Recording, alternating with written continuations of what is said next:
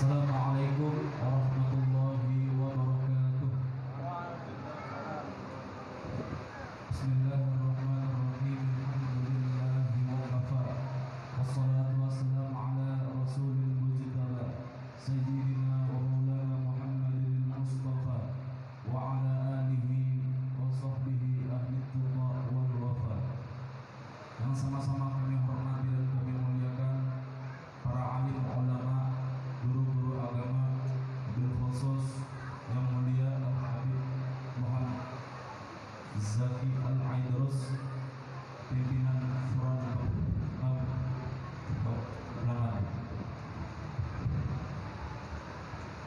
serta rombongan dan juga para tokoh-tokoh masyarakat dan juga rombongan grup Habsi, bapak-bapak, ibu-ibu, hadirin wal hadirat rahimani wa rahimakumullah.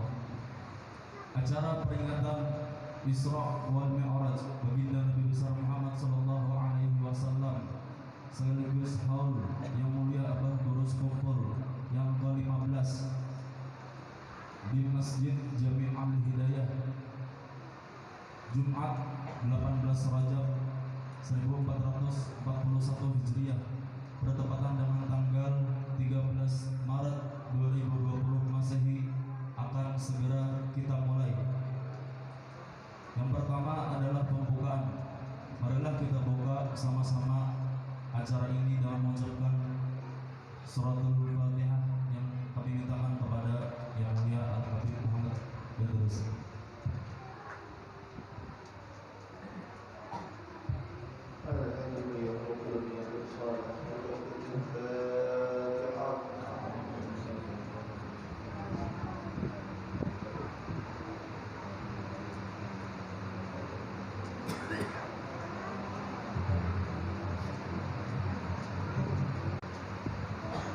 Acara berikutnya yaitu pembacaan ayat-ayat suci Al-Quran. Kami persilahkan.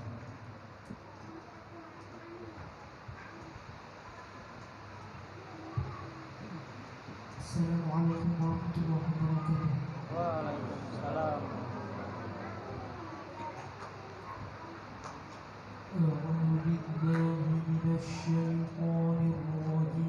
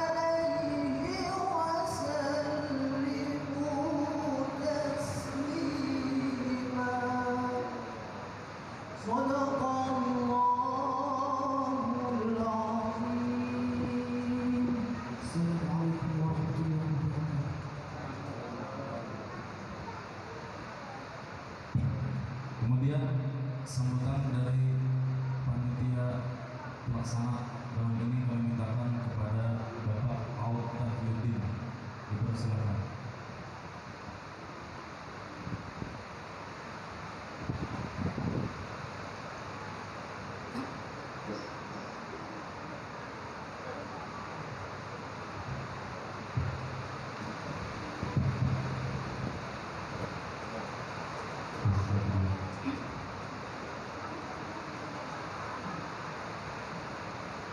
Assalamualaikum warahmatullahi wabarakatuh. Bismillahirrahmanirrahim. Alhamdulillahilladzi an'ama 'alaina bi ni'matil imani wal islam. Wassalatu wassalamu ala asrofil anbiya'i wal mursalin wa ala alihi washabbihi ajma'in. Rabbi ishrah li sadri wa yassir li amri wahlul 'uqdatam min lisani yafqahu. Yang terhormat, yang mulia Al-Mukarram Habib Muhammad Jafi Al-Idrus beserta rombongan, yang terhormat adik kita yang baru saja melantunkan ayat Al-Quran Muhammad Rifai, yang saya hormati Bapak Kepala Desa Matanghano, yang saya hormati Bapak Ustadz Haji Mahdi, Ketua Rombongan Haji Matanghano beserta seluruh jajarannya, yang saya hormati bapak-bapak, para tokoh agama, alim ulama, tokoh masyarakat, bapak-bapak, ibu-ibu, para pemuda dan pemudi yang saya hormati dan saya cintai.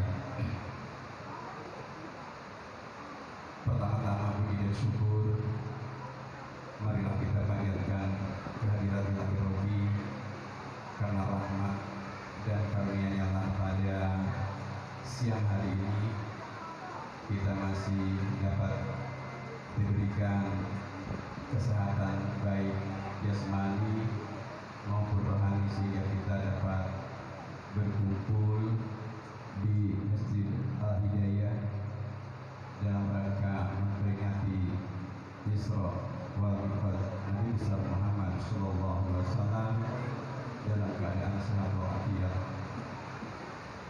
Kemudian salawat beriring salam marilah kita sanjungkan ke junjungan kita Nabi besar Muhammad sallallahu alaihi wasallam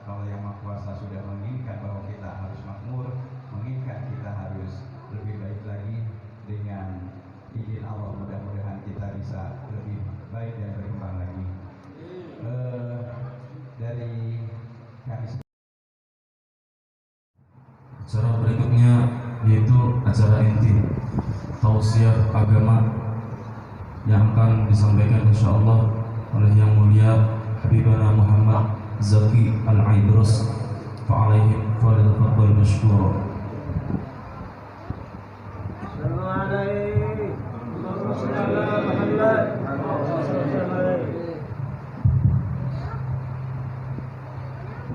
Bismillahirrahmanirrahim.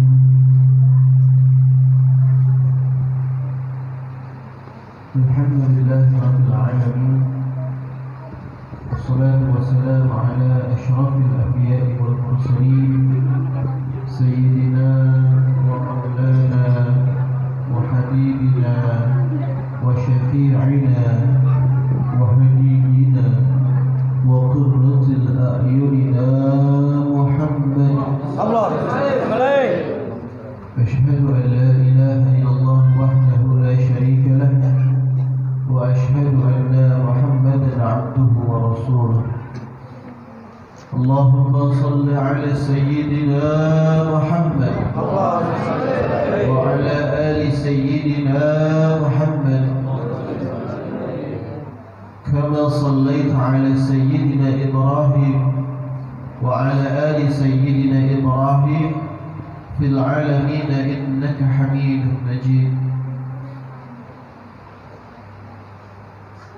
قال الله تعالى أعوذ بالله من الشيطان الرجيم بسم الله الرحمن الرحيم سبحان الذي عصر بعبده ليلا من المسجد الحرام إلى المسجد الأقصى من المسجد الحرام إلى المسجد الأقصى الذي باركنا حوله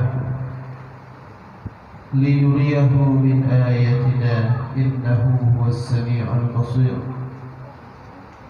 وقال الله تعالى أيضا وما أوتيتم من العلم إلا قليلا.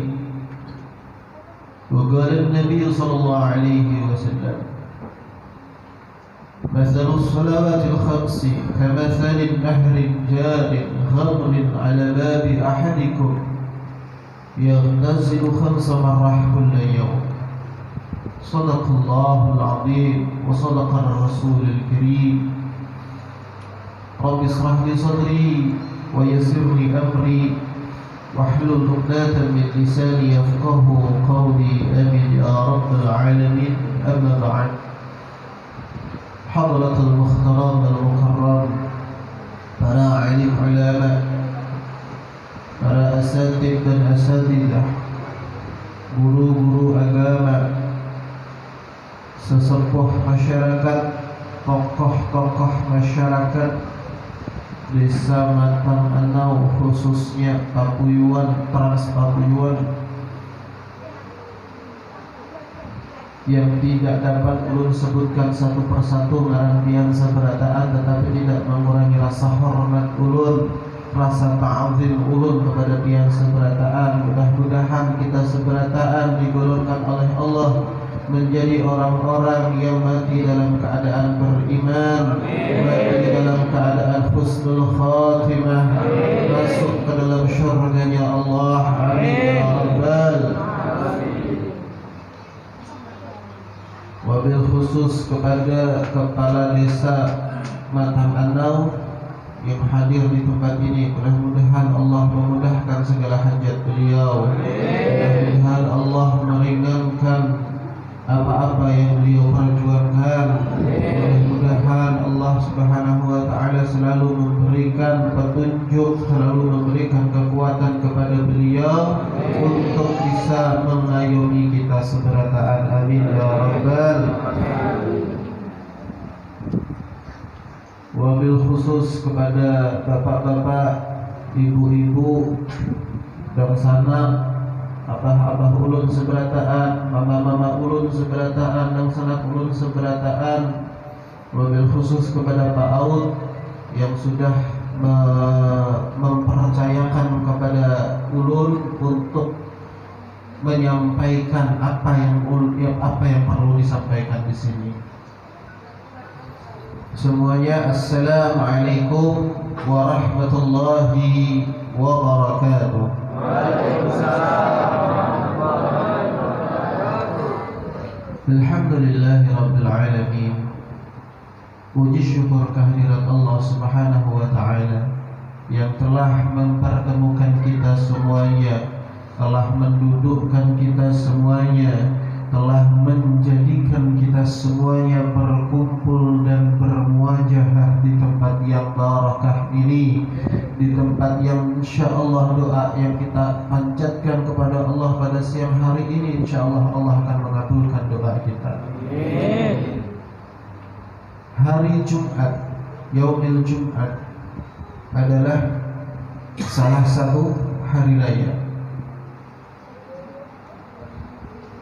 Hari Jumat adalah termasuk hari raya.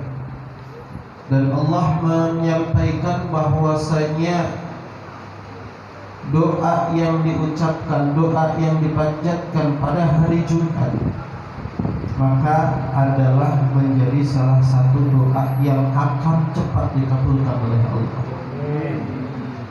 Di hari Jumat ada beberapa waktu mustajab untuk meminta doa kepada Allah. Pertama adalah waktu di antara dua khutbah sholat Jumat. Itu adalah waktu yang mustajab untuk doa itu lebih cepat terkabul. Waktu di antara dua khutbah, antara khutbah yang pertama dan khutbah yang kedua, itu adalah waktu mustajab untuk berdoa. Cuman ulama tidak pernah mengajarkan doa antara dua khutbah. Yang diajarkan adalah sholawat. Kenapa? Karena sholawat adalah paling afdolnya doa. Kita kalau berdoa, ya Allah aku minta ini, minta ini, minta ini, minta ini kepanjangan. Tapi kalau dengan Allahumma salli ala sayyidina Muhammad wa ala ali sayyidina Muhammad, maka itu sudah mencukupi seluruh doa yang kita perlukan. Allah lebih tahu daripada kita sendiri yang tahu. Waktu yang mustajab yang pertama adalah di antara dua khutbah. Yang kedua waktu mustajabnya yaitu di antara setelah waktu asar dan sebelum masuk maghrib. Itu waktu yang paling mustajab di hari Jumat. Yang ketiga adalah awal hari Jumat. Kapan awal hari Jumat? Yaitu hari Kamis, hitungan kita orang Indonesia, hari Kamis waktu azan maghrib. Azan maghrib di hari Kamis itu hitungan Islam adalah masuk hari Jumat. Jadi kalau perputaran hari, pergantian hari, kalau menurut ilmu-ilmu umum itu kan jam 12 malam, jam 00.00. Tapi kalau menurut waktu Islam, pergantian hari itu adalah waktu maghrib, tergelincirnya matahari, terbenamnya matahari, hilang matahari berarti sudah ganti hari. Berarti di waktu maghrib. Waktu mustajabnya itu adalah di antara selesai maghrib, antara maghrib dan isya di malam Jumat atau di hari Kamis. Hari Kamis malam Jumat, antara maghrib dan isya itu adalah waktu mustajab untuk kita meminta kepada Allah. Dan banyak lagi waktu-waktu mustajab di hari Jumat untuk kita meminta kepada Allah. Cuman yang paling masyhur 3 itu tadi yang banyak diketahui orang. Ditambah lagi alhamdulillah pada siang hari ini ada waktu lagi yang kita dianjurkan oleh Rasulullah untuk berdoa. Kata Rasulullah, doa akan lebih cepat dikabulkan, kata Rasulullah, apabila engkau memintanya di waktu hujan turun. Dan alhamdulillah saat ini kita berada di Yaumil Jum'ah, kita berada di hari Jumat, disambut dengan hujan yang sangat lebat. Kita meminta kepada Allah dengan banyaknya tetes air hujan yang turun pada hari ini, sebanyak itu juga Allah akan mengampuni dosa-dosa kita. Sebanyak tetes yang turun dari langit yang diturunkan oleh Allah, sebanyak ini juga pahala yang akan kita dapatkan pada siang hari ini. Amin ya rabbal alamin. Hadirin rahimakumullah, di ulun sebelumnya minta maaf lawan pian seberataan. Kelihatan kayak kurang bergairah, kelihatan kayak kurang bersemangat. Sebenarnya bukan ulun kurang bersemangat, sebenarnya bukan ulun kurang bergairah, tapi sudah 4 hari ulun ngiring meriang, panas, dingin, padahal kan apa-apa mang garingnya nih meriang aja, cuman panas saja garingnya, cuman bila sampai 4 hari habis juga ya tenaga. Jadi kita doain mudah-mudahan lekas sehat.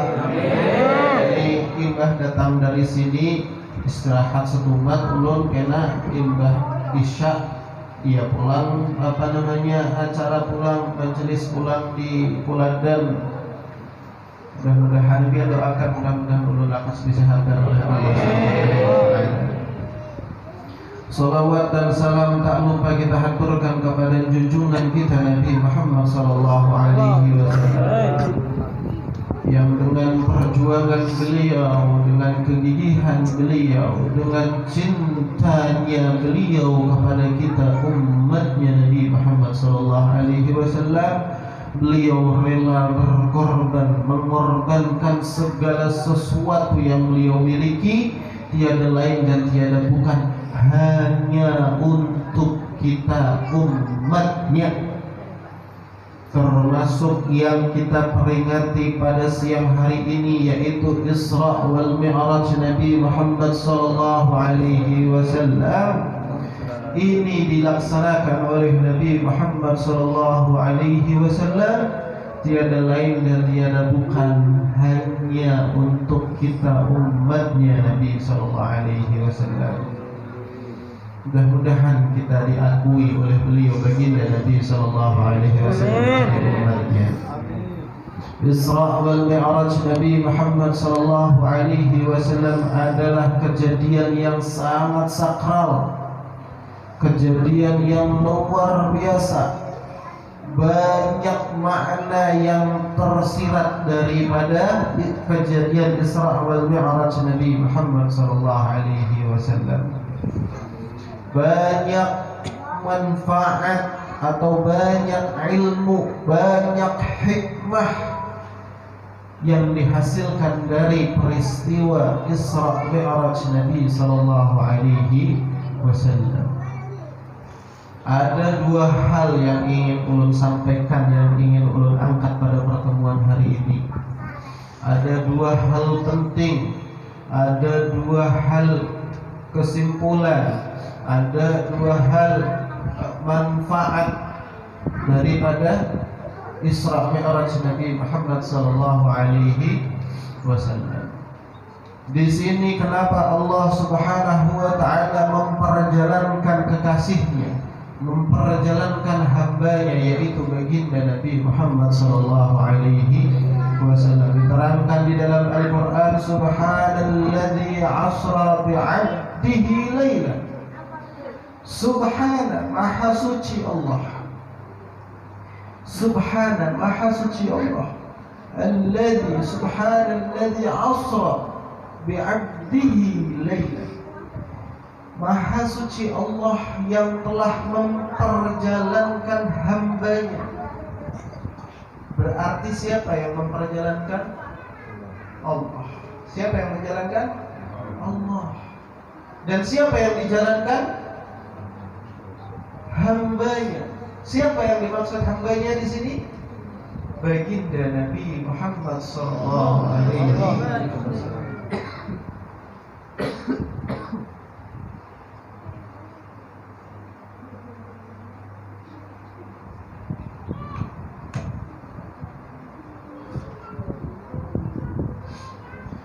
Allah Subhanahu wa taala yang maha suci menjalankan hambanya baginda Nabi Muhammad sallallahu alaihi wasallam pada suatu malam. Perjalanan tersebut minal Masjidil Haram ilal Masjidil Aqsa. Perjalanan dari Masjidil Haram ke Masjidil Aqsa itu yang disebut Isra. Isra adalah perjalanannya Rasulullah dari Masjidil Haram ke Masjidil Aqsa. Itu namanya Isra. Kemudian naik ke Sidratil Muntaha, dari Masjidil Aqsa ke Sidratil Muntaha itu yang disebut Mi'raj. Jadi Isra Mi'raj itu adalah 2 kejadian, 2 peristiwa. Isra yaitu perjalanan dari Masjidil Haram dari kota Madinah menuju ke Masjidil Aqsa yang berada di Palestina. Itu namanya Isra. Mi'raj dari Masjidil Aqsa yang berada di Palestina naik ke Sidratil Muntaha, bertemu dengan Allah Subhanahu wa taala. Dari peristiwa ini ada beberapa ikhwan kita yang tidak memahami atau kurang memahami. Loh, kalau Rasulullah menemui Allah di Sidratil Muntaha, berarti Allah ada di Sidratil Muntaha. Kalau Rasulullah menemui Allah di atas langit, berarti Allah itu berdiamnya di atas langit.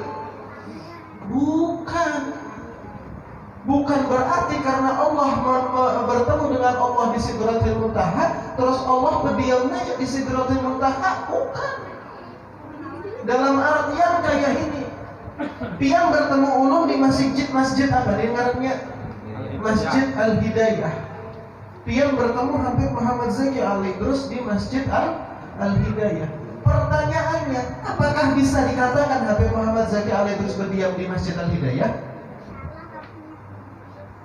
Karena bisa. Karena memang kebetulan pertemuannya di sini. Seperti itu juga tatkala Allah mengundang Nabi Muhammad SAW untuk bertemu di Sidratil Muntaha, ya Allah. Aku hendak bertemunya di Sidratil Muntaha, ya Allah. Akhirnya jadilah pertemuan tersebut di Sidratil Muntaha. Jika seandainya Allah minta bertemu di Papuyong, jadi. Ya kalau artinya bukan Allah berdiam di Sidratil Muntaha, bukan artinya Allah itu tinggalnya di Sidratil Muntaha. Tidak, tapi memang kebetulan Allah mintanya bertemu di situ. Pahamlah?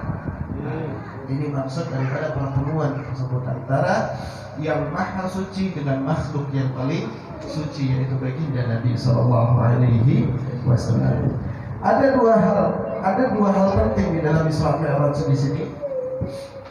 Di sini kenapa Allah menjalankan atau Allah mengadakan Isra Mi'raj? Poin pertama yang ingin sampaikan di sini, Allah ingin menunjukkan kebesarannya melalui peristiwa Isra wal Mi'raj. Di sini ulun karena hendak kisah Isra Mi'raj itu perjalanannya seperti ini, naik buruk, pertujuannya ini ada.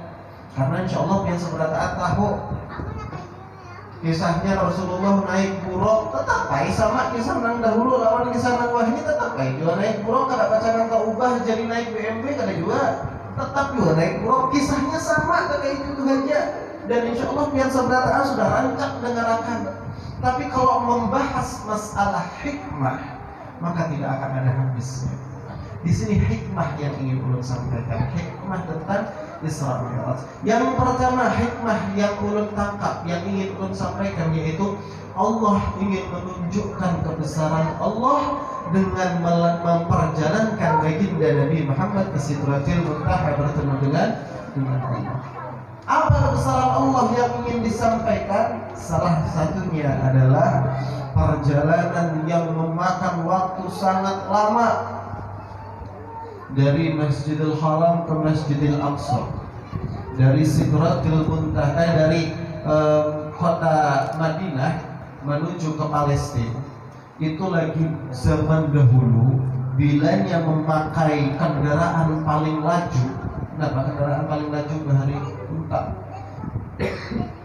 Bila memakai unta yang paling laju, itu memerlukan waktu perjalanan sampai 7 hari 7 malam baru bisa tembus dari Madinah ke Palestina.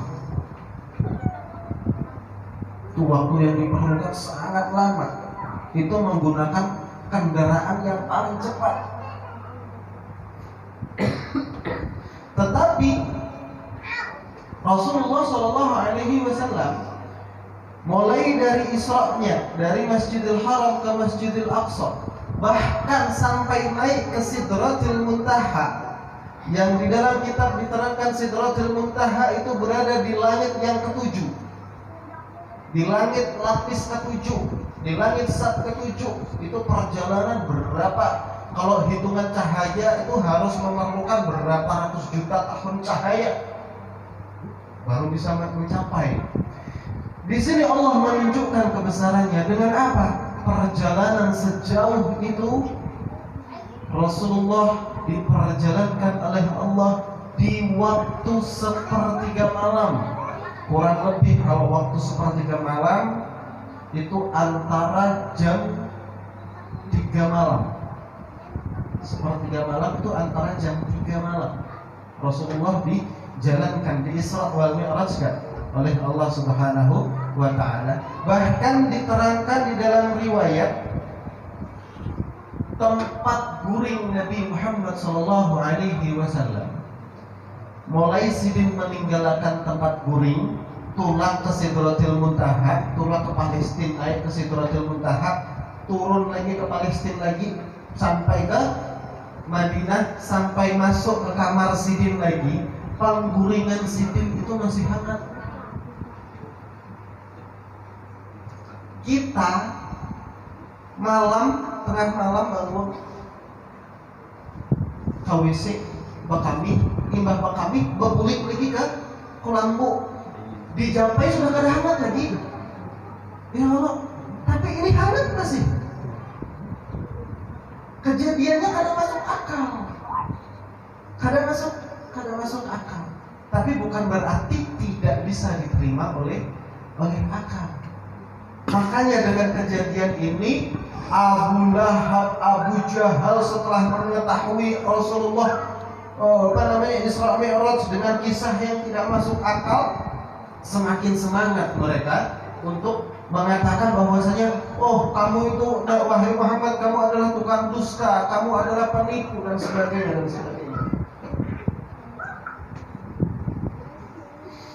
Padahal di sini Allah ingin menunjukkan kebesarannya. Hadirin rahimakumullah. Di sini kalau kita berpikir dengan otak kita manusia, maka kita tidak akan menemui jawabannya. Kenapa? Karena Allah Subhanahu wa ta'ala berfirman dalam hadis qudsi, wa ma utitum minal ilma illa qalilan. Tidak aku ciptakan ilmu, tidak akan aku berikan ilmu kepada kalian wahai manusia, melainkan hanya sedikit. Kita manusia diberi ilmu oleh Allah itu hanya sedikit. Jadi kita yang merasa memiliki ilmu sedikit ini jangan menantang ilmu yang besar. Siapa? Allah Subhanahu wa ta'ala. Kita manusia ilmunya sedikit, memikirkan yang kayak ini aja sudah kada masuk akal. Masa sih pangguringan ditinggalkan masih hangat, tapi perjalanan sejauh itu, yang bahkan seandainya itu kejadian ada di zaman sekarang yang sudah ada pesawat, sudah ada jet, itu pun masih tidak masuk akal perjalanan Isra Mi'raj ini. Ya bahwa tapi tidak masuk di akal kita manusia. Kenapa? Karena akal manusia itu hanya diberikan ilmu oleh Allah, wa ma utitu minal ilma illa qalilan, kecuali sedikit. Sekarang coba kita bandingkan. Seandainya nih Pak Aud misalnya, Pak Aud ini duduk di kamar Sidin, duduk di amben, di kasur, duduk di kasur Sidin. Ada lawas, ada Pak Pijit, tahu Pak Pijit. Bila ujar orang Banjar Pak Pijit, bila ujar orang Jawa tinggi. Anak tinggi namanya apa? Anaknya tinggi namanya apa? Anaknya tinggi ini kalau orang Jawa ada bahasanya. Anaknya tinggi itu bahasanya bangsat. Bangsat itu sebenarnya bahasa Jawa, artinya anak tinggi, anaknya Pak Pijit.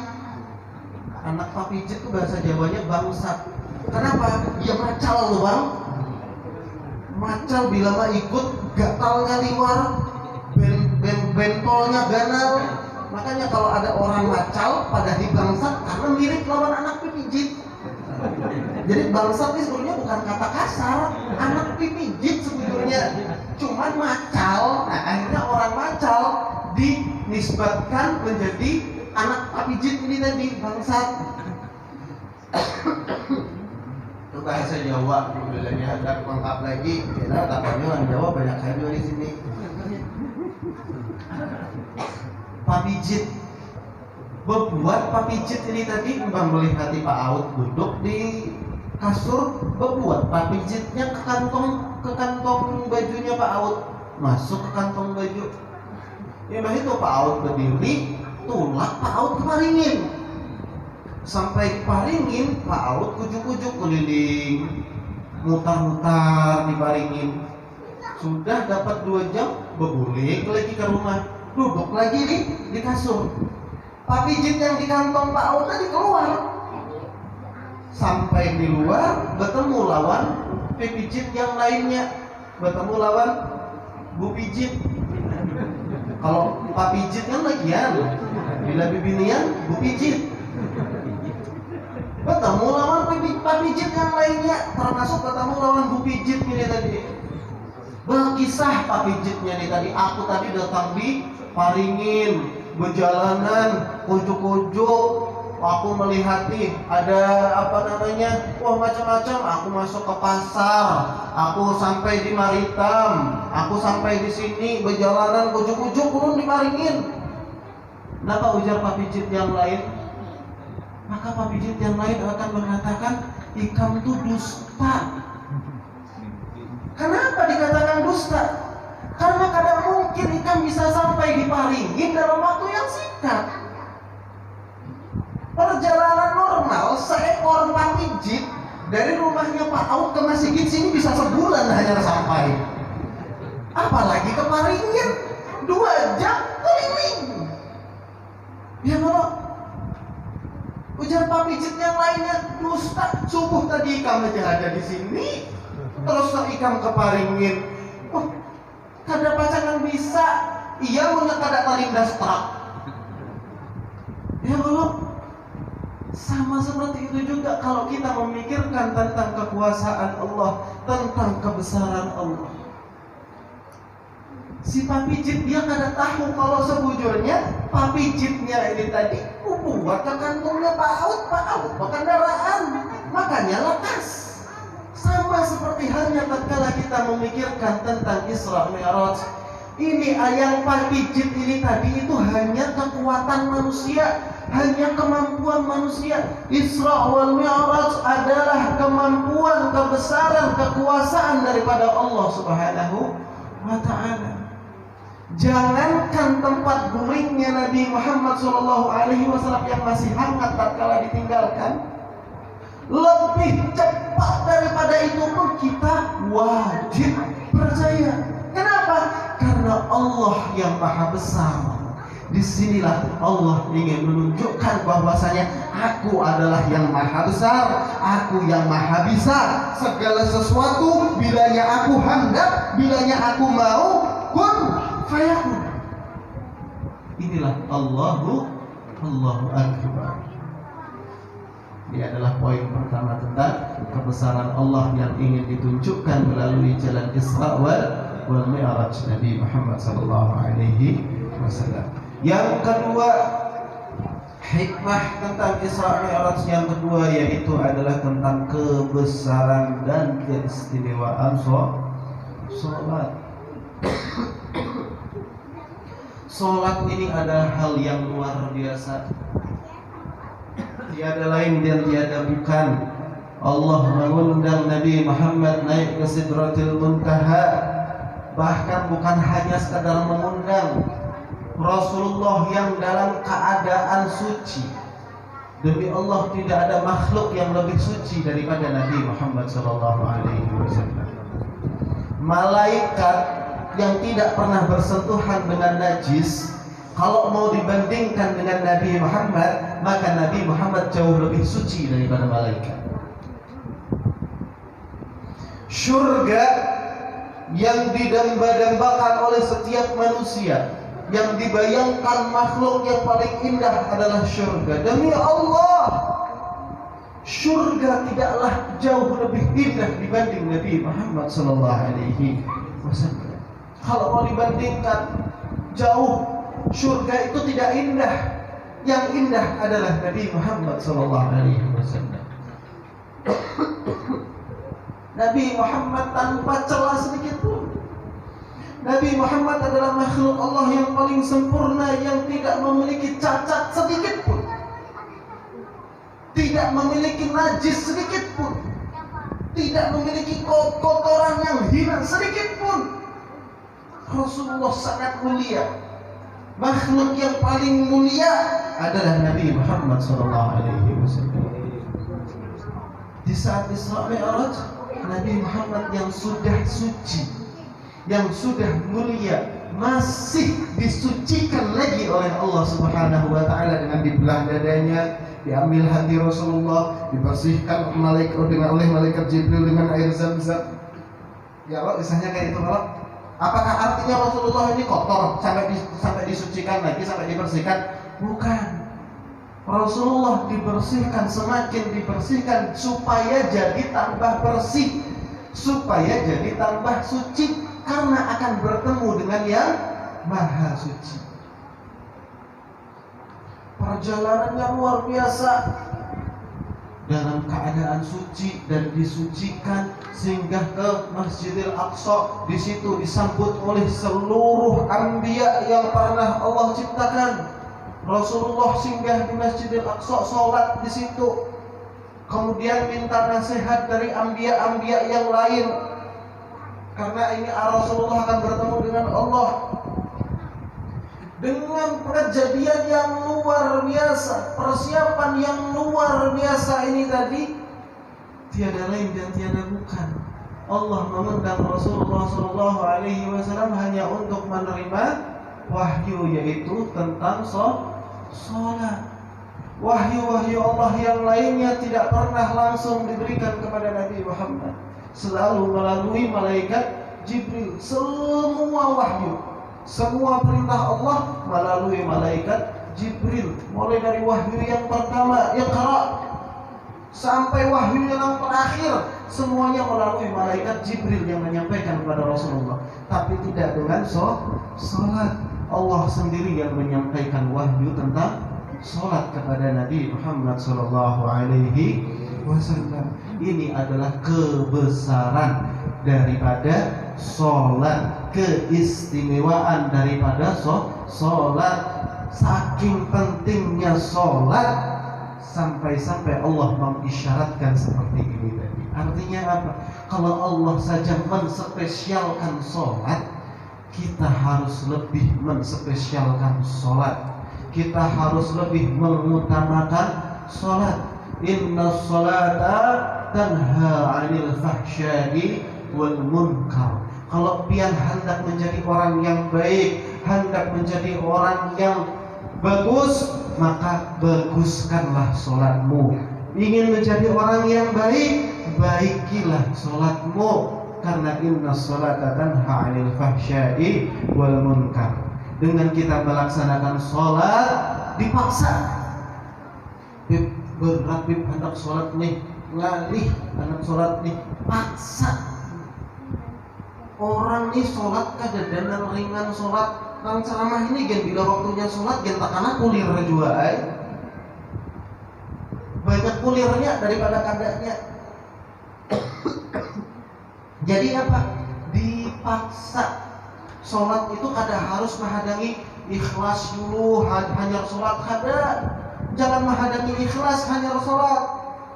Jangan menghadang khusyuk hanya sholat. Lo kok terdahulu maut nang datang daripada khusyuk. Lo kok terdahulu mati nang datang daripada ikhlas. Habisan kada sholat akhirnya. Bilanya sudah waktunya sholat, paksa. Kulir asa berat. Ulun ajari niatnya, ulun ajari doanya supaya semangat, supaya mau menggawe sholat, supaya ringan menggawe sholat. Itu ada doanya. Doanya singkat, padat dan jelas. Bilanya timbul kulir hendak sholat, baca doa Allahumma paksa. Itu doanya. Timbul kulir Allahumma paksa. Masalahnya bila kada dipaksa, kada tergawe sholatnya. Namun menghadang ikhlas, Usia terdahulu Israel datang. Sholat ini luar biasa. Bahkan Rasulullah Shallallahu Alaihi Wasallam mengatakan tentang sholat, "Mathalus shalawatil khamsi kamasalin nahrin jarin ghamrin ala babi ahadikum yabtasilu khamsa marrat kulla yawm." Perumpamaan sholat yang 5 kata Nabi Muhammad Shallallahu Alaihi Wasallam adalah seandainya ada salah satu sungai yang airnya mengalir di depan pintu rumahmu, kemudian engkau mandi di sungai yang airnya mengalir ini tadi sebanyak 5 kali setiap hari, niscaya tubuhmu akan bersih daripada kotoran. Itu perumpamaan sholat. Jadi kalau seorang ini merasa, ya Allah, kenapalah aku nih hendak beribadah pina kunir, hendak beribadah pina ngalih, hendak beribadah pina males, hendak semangat beribadah. Itu caranya satu, paksa sholat. Dengan memaksa sholat, dengan kita mengerjakan sholat, maka seperti halnya kita mandi di sungai air yang mengalir ini tadi, tubuh kita akan bersih.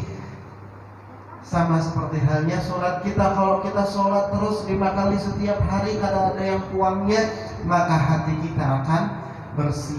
Hati kita bersih, ibadah yang lain akan mudah untuk kita laksanakan, akan ringan untuk kita laksanakan. Kalau kita kulir menggawe ibadah, lihat akan hak sholatnya seorang ini sudah baik apa kada. Bila sholatnya seorang ini baik, insya Allah akan baik keseluruhan ibadah kita.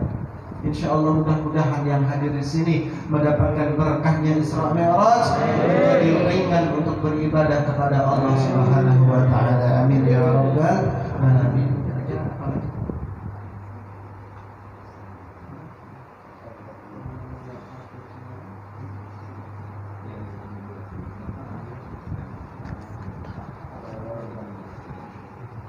Mengenai amalan ratib al-haddad yang tempoh hari ulun bagiakan, itu silahkan diamalkan. Afdolnya mengamalkan yaitu adalah berjamaah di masjid atau di musola. Yang nomor 2 lagi afdolnya yaitu dibaca berjamaah bersama dengan keluarga. Jadi kalau misal di masjid ini kemarin kalau nggak salah seminggu sekali katanya Pak Wali ya. Akhirnya gimana, seminggu sekali?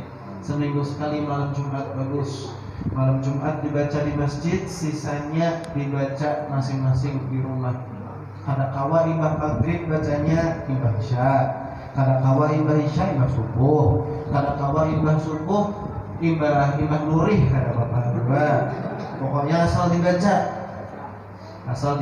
Dan afdolnya dibaca berjamaah, abahnya mengimami, anak bini mengupati di rumah. Insya Allah Allah akan melindungi daripada bahaya-bahaya dunia. Yang masyhur yaitu adalah apabila mengamalkan ratib al-haddad ini, maka Allah Subhanahu wa taala akan melindungi orang yang mengamalkannya, dan 40 rumah di samping kanan, 40 rumah di samping kiri, 40 rumah di depan, dan 40 rumah di belakang orang yang membaca akan mendapatkan manfaatnya, akan mendapatkan manfaat dari Allah Subhanahu wa taala. Apa-apa aja manfaatnya?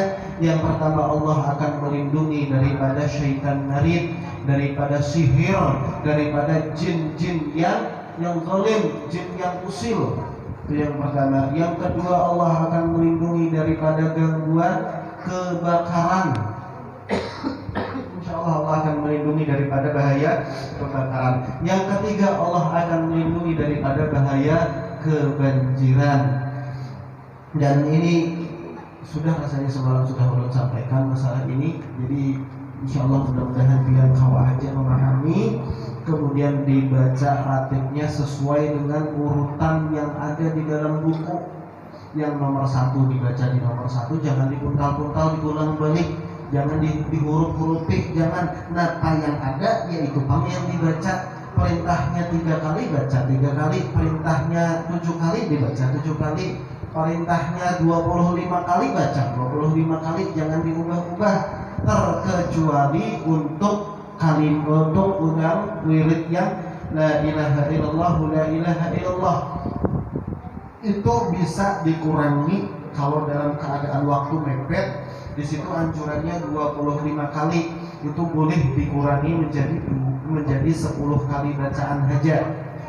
Dan juga boleh ditambahi apabila kita memiliki hajat. Aku hendak baca yang la ilaha illallah ini sebanyak 500 kali, hajatnya supaya lakas kawin misalnya. Itu ada apa-apa, dibaca banyak bacaannya ada apa-apa. Tapi khusus yang la ilaha illallah, la ilaha illallah itu hajat yang boleh diubah angkanya. Selain itu tidak boleh diubah angkanya. Yang 3 kali wajib dibaca 3 kali, yang 7 kali wajib dibaca 7 kali. Iya, yang la ilaha illallah, la ilaha illallah itu 2 kali kalimat tahlil dibaca 1 nafas. Bukan la ilaha illallah, la ilaha illallah. Cara bacanya bukan seperti itu. Cara bacanya 2 kali kalimat tahlil, la ilaha illallah, la ilaha illallah. 2 kali tahlil tapi dalam 1 nafas. Dibaca sebanyak 25 kali. La ilaha illallah, la ilaha illallah 1. La ilaha illallah, la ilaha illallah 2 sampai 25 kali. Itu fadilahnya luar biasa. Fadilahnya di dalam sarah Ratib Al-Haddad disitu diterangkan Rasulullah SAW bersabda, sesiapa orang membaca kalimat tahlil la ilaha illallah dibaca 2 kali tanpa nafas, yaitu la ilaha illallah, la ilaha illallah, maka Allah Subhanahu wa taala akan menanamkan 1 pohon untuknya di surga. Nah, Pak, 1 kali kita baca la ilaha illallah, la ilaha illallah, dapat 1 pohon di surga. Ya Pak, kalau kita tahu di surga ini debunya aja terbuat dari emas, kerikilnya terbuat dari permata. Bagaimana pohonnya? Terbuat dari apa? Ya Allah. Nah, ini kita berharap biar hak pohonnya kada apa-apa di surga, daunnya barang yang gugur di sini ya Allah. Kira-kira bisa aja dipahami lah. Kemudian semalam ada juga yang menakon-nakon lawan tentang masalah sholat Jumat ya. Nah, jadi sekalian ulun bahas di sini. Tampulu ini banyak lelakiannya kumpul di sini. Ini berarti orang sini semuanya, atau ada yang orang luar juga? Oh, sebagian orang luar juga. Nah, masih 1 desa. Oke, berarti tetap ada masalah. Ulun sampaikan di sini untuk masalah sholat Jumat. Sholat Jumat di masjid ini sering kurang dari 40 orang. Di dalam mazhab Syafi'i, syarat wajib sholat Jumat itu harus ada 40 orang sekurang-kurangnya yang melaksanakan sholat Jumat, dan 40 orang ini adalah laki-laki, tidak bisa ditambah dengan perempuan. Perempuan bisa ikut sholat Jumat, tapi kada masuk hitungan. Yang dihitung laki-laki, karena yang wajib sholat Jumat adalah laki-laki. Kemudian kemarin ada yang bertanya lawan ulun, gimana Bir kalau seandainya jamaahnya kurang dari 40 orang? Maka ada 3 solusi. Untuk sholat Jumat ini ada 3 solusi. Solusi yang pertama, orang-orang yang ada di kampung sini, yang ada di Papuyuan sini, lalakiannya, tolong Pak, sholat Jumatnya kumpul berataan jadi 1 di masjid ini. Jangan ada yang sholat Jumat di luar, supaya menggenapi 40 orang. Itu solusi yang pertama. Kalau misal sekampungan lelakiannya ini sudah sampai 40 orang, misal 40 orang, maka sah hukumnya melaksanakan sholat Jumat di masjid ini. Boleh melaksanakan sholat Jumat di masjid ini. Itu solusi yang pertama. Jadi tolong Pak, lelakian yang ada di Papuyuan, bila waktunya sholat Jumat di sini aja, di masjid ini aja. Jangan keluar pada sini. Jangan keluar dari paguyuban. Artinya kita hidupkan masjid yang ada di kampung kita dulu. Kecuali kalau di sini sudah banyak jamaahnya, sholat Jumatnya sudah sampai 1000 orang misalnya. Hanya sholat Jumat di Lampihong kah, sholat Jumat di Al-Akbar kah, sholat Jumat di Mekah kah, nggak ada apa-apa. Utamakan sholat Jumat di masjid di kampung seorang dulu. Itu solusi yang pertama. Solusi yang kedua, kalau solusi yang pertama tidak mampu, misal ada yang keras kepala, ya tidak bisa disalahkan. Ulun takut beb kalau seandainya ulun sholat di situ kada sah misal, karena jamaahnya kurang dari 40 orang. Ya itu tadi, makanya cobai pangkumpul berataan lelakiannya ini nah, sampaikah 40 lah ada kan? Bila sampai berarti pasti sah, ya kan? Tapi bagaimana beb kalau seandainya misal lelakiannya banyak yang begawe keluar, dan lelakinya banyak begawe keluar, banyak batukang di luar, otomatis lelakian yang di kampung jadi kurang dari 40 orang. Maka pakai solusi yang kedua. Solusi yang kedua yaitu ya mau kada mau, maka dianjurkan untuk pindah masjid. Cari masjid yang lain yang ada yang lebih yang paling parah, yang jamaahnya sah sampai di 40 orang. Ini tadi contoh di mana? Di Lajar atau di Bundar yang dekat. Itu solusi yang kedua. Tapi beb, kayak apa masalahnya? Ada nang ketuhaannya kada kawa beb, kada kawa jalan jauh. Satu. Terus yang kedua, misal ada juga beb yang kada kawa pulang soalnya kada ada isi kendaraan, ya kan? Karena jauh. Itu gimana beb? Maka pakai solusi yang ketiga. Solusi yang ketiga di dalam mazhab Syafi'i, bila ini terjadi di dalam fikih diterangkan, maka silahkan laksanakan sholat Jumat di masjid ini. Misal jam makmumnya kurang dari 40 orang, tetap laksanakan sholat Jumat di masjid ini, cuman agak lain. Sholat Jumatnya kayak apa caranya? Pertama, sholat Jumat seperti biasanya, adzan 2 kali, khutbah 2 kali, sampai di khutbah terakhir sebelum iqamat itu dicek dulu panitia masjid, cek dulu nih jamaahnya sudah sampai 40 orang apa kada? 20 kah? 15 kah? Atau berapa orang kah? Yang balik? Atau yang sudah berakal? Yang sudah berakal, walaupun belum balik, tapi kalau sudah berakal dan sudah sunat, maka sah hukumnya menjadi makmum. Sudah sunat, tapi walaupun berakal, orangnya berakal, tapi belum sunat, maka tidak sah menjadi makmum dan tidak bisa dihitung makmum. Tapi dia berakal, walaupun belum balik, tapi sudah sunat, maka sudah sah dihitung sebagai makmum. Pahamlah? Berakal, sehat akal. Sehat akal ini kan kita tahu, anak-anak sehat akal dan tidak kan tahu. Dan kalau sudah dalam keadaan bersunat, walaupun belum balik, maka sudah sah masuk hitungan sebagai makmum.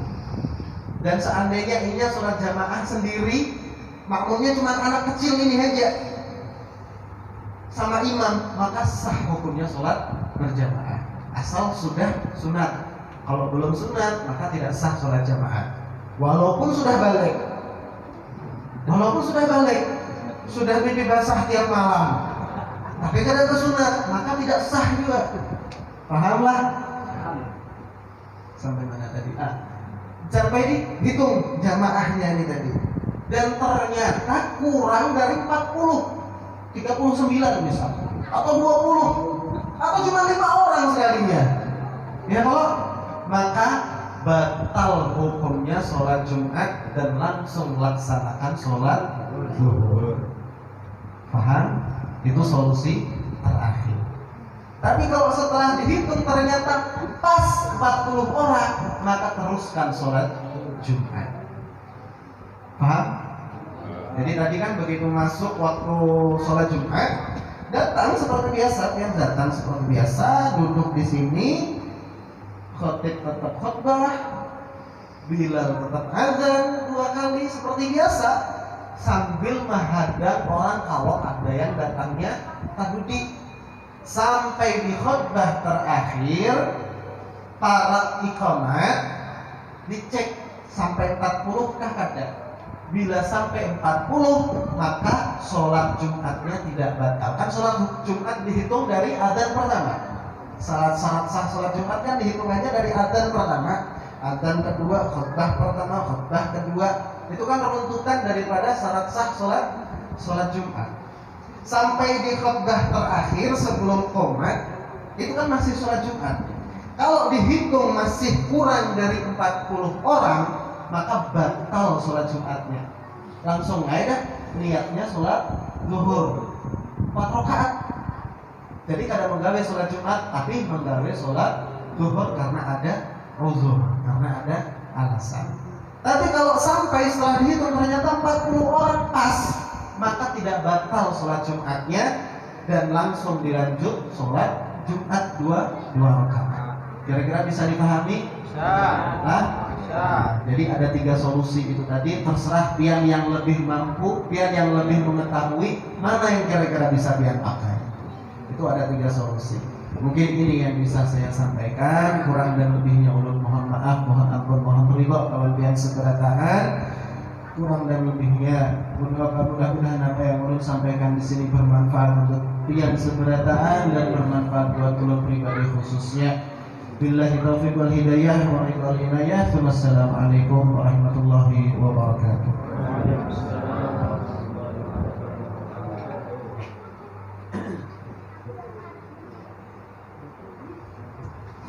Kemudian yang terakhir tahlil yang dihadiahkan untuk Yang Mulia Abah Guru Sepupu.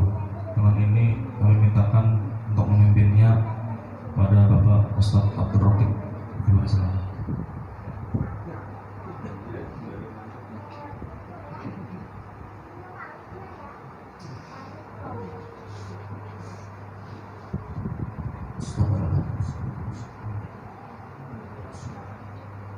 Terima kasih kepada pengatur program acara yang sekiranya memberikan waktu dan tempat kepada berbeda kita guna bertahlil, artinya yang mana pahalanya adalah kepada abah guru kita Muhammad bin Abdul Ghani. Mudah-mudahan dengan adanya Isra dan Mi'raj ini yang dipimpin oleh Bapak Habib kita Muhammad Zakir Al-Idrus serta tahlil kita guru sepupu ini dan karamah guru sepupu ini, terutama di desa Langkanau ini mendapat keridhaan Allah Subhanahu wa taala dan mudah-mudahan terhindar dari bala bencana dan serta dimurahkan rezeki yang banyak. Ila hadratin Nabi Mustafa Rasulullah sallallahu alaihi wasallam wa ala alihi wa sahbihi wa azwajihi wa dzurriyyatihi wa ahli baiti, khususan Muhammad bin Abdul Ghani Sayyidul Fatihah. Wa billahi minasyaitonir rajim. Bismillahirrahmanirrahim. Alhamdulillahi rabbil alamin arrahmanir rahim maliki yaumiddin. Iyyaka na'budu wa iyyaka nasta'in. Ihdinas siratal mustaqim. Siratal ladzina an'amta 'alaihim ghairil maghdubi 'alaihim waladdallin. Bismillahirrahmanirrahim. Qul huwallahu ahad. Allahu samad. Lam yalid wa lam yulad wa lam yakul lahu kufuwan ahad. Bismillahirrahmanirrahim. Qul huwallahu ahad. Allahu samad. Lam yalid wa lam yulad wa lam yakul lahu kufuwan ahad. Bismillahirrahmanirrahim. Qul huwallahu ahad. Allah lam yalid wa lam yulad wa lam yakul lahu kufuwan ahad. Bismillahirrahmanirrahim. Qul huwallahu ahad. Allahu samad. Lam yalid wa lam yulad wa lam yakul lahu kufuwan ahad. Bismillahirrahmanirrahim. Qul huwallahu ahad. Allahu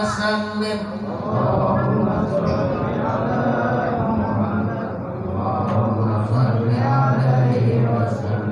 اللهم صل على محمد يا رب صل عليه وسلم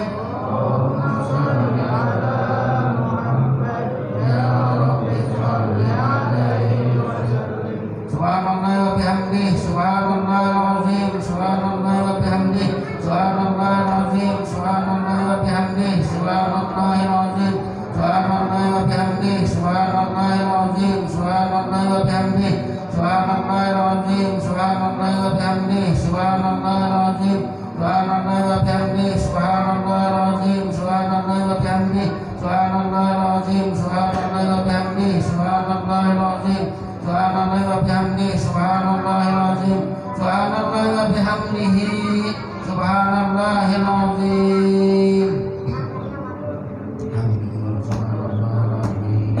Subhanallah walhamdulillah wa la ilaha illallah wallahu akbar wa la hawla wa la quwwata illa billahil aliyyil azim.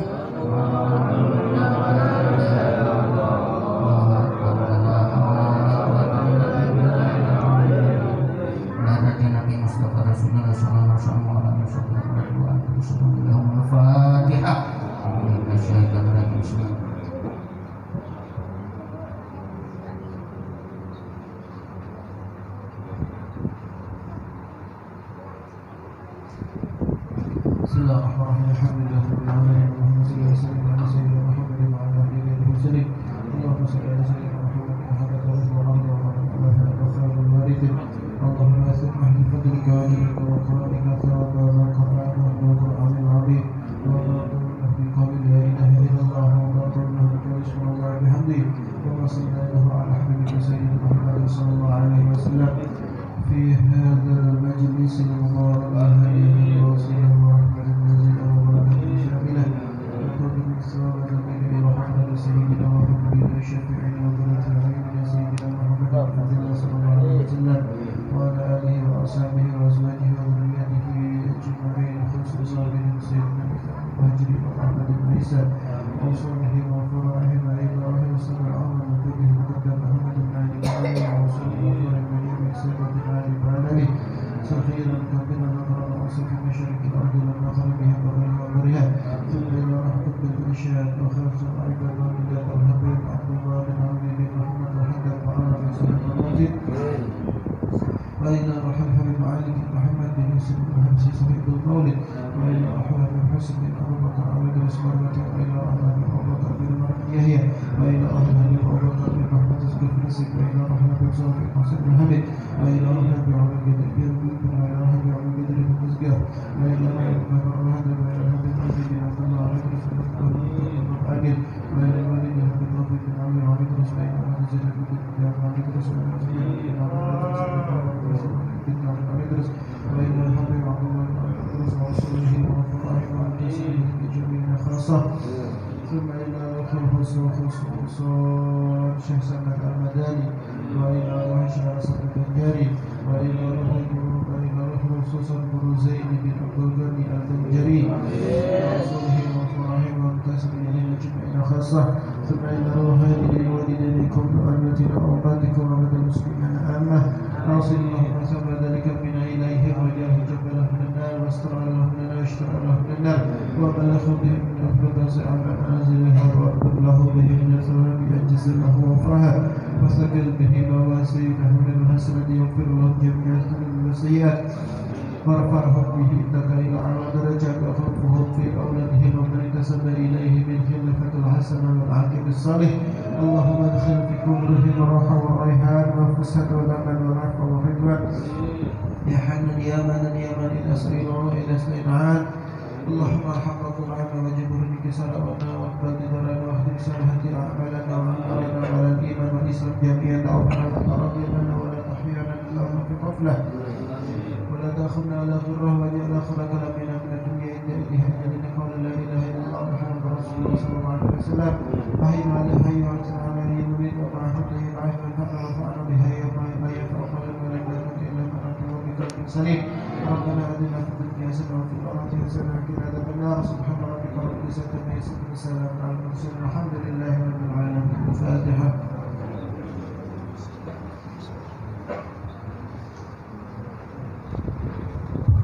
Berakhirnya doa, maka berakhirlah acara kita pada siang menjelang sore ini. Kami selaku pembawa acara mohon ampun dan maaf